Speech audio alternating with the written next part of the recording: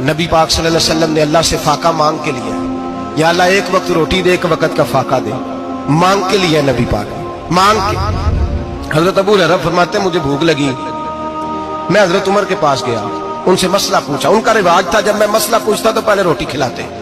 تو نبی پاک صلی اللہ علیہ وسلم کے صحابی حضرت ابو ہریرہ رضی اللہ تعالیٰ عنہ فرماتے ہیں میں نے حضرت عمر سے مسئلہ پوچھا، میں نے کہا حضور مسئلہ بتائیں، تو کہتے پہلے ان کی عادت تھی جب میں مسئلہ پوچھتا تو روٹی بھی کھلاتے، آج انہوں نے مسئلہ ہی بتایا ہے، روٹی کوئی نہیں کھلائی۔ تو مجھے کہنے لگے ابو ہریرہ تو سوچتا ہوگا روٹی نہیں اس نے پوچھی، تو نے کب سے کھانا نہیں کھایا؟ میں نے کہا آج صبح سے۔ تو جناب عمر کہنے لگے میں نے کل صبح سے نہیں کھایا، چل ابو بکر صدیق کے گھر مسئلہ پوچھتے ہیں۔ کہتے جناب صدیق اکبر کے دروازے پہ گئے، جا کر کے ان سے مسئلہ پوچھا۔ ان کی بھی عادت تھی جب کوئی مسئلہ پوچھنے جاتے تو دسترخوان بچھا لیتے، کہتے آؤ روٹی بھی کھلاتا ہوں مسئلے بھی بتاتا ہوں۔ کہتے ہیں گئے تو انہوں نے بھی مسئلہ بتایا، روٹی کوئی نہ پوچھی۔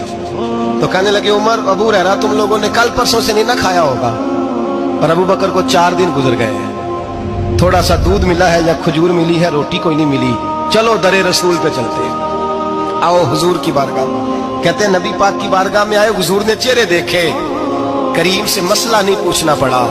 میرے مصطفیٰ کریم نے فرمایا بھوک لگی ہوئی ہے تم تینوں کو، 3-4 دن ہو گئے۔ اللہ کے رسول نے فرمایا مجھے پورا ہفتہ ہو گیا ہے۔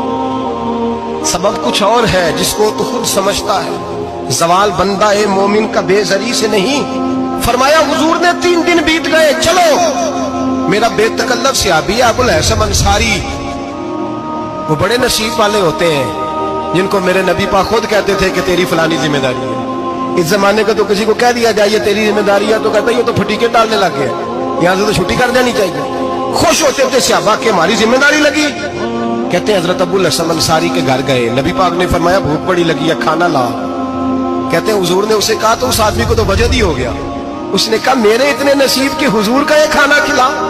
آؤ دیکھو دنیا والوں، آج جو سب سے زیادہ عزت والا ہے وہ میرا مہمان بنا ہوا ہے۔ فرماتے ہیں وہ دوڑے گئے، بکری اٹھائی، ذبح کی، بیوی کو کہنے لگے روٹی تیار کر، ادھر کھجوریں توڑی، انگور توڑے، کہنے لگے حضور آپ جب تک تناول کریں تب تک کھانا پک جاتا ہے۔ حضرت عمر کہتے ہیں روٹی پک کے آئی، بڑا پیارا گوشت، بڑا اچھا سالن، بڑا خوبصورت خلوص والا کھانا۔ فرماتے ہیں میں نے بڑا ہی کھایا۔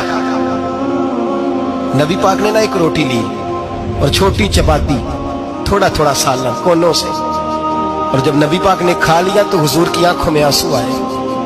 حضرت عمر کہنے لگے حضور روئے کیوں؟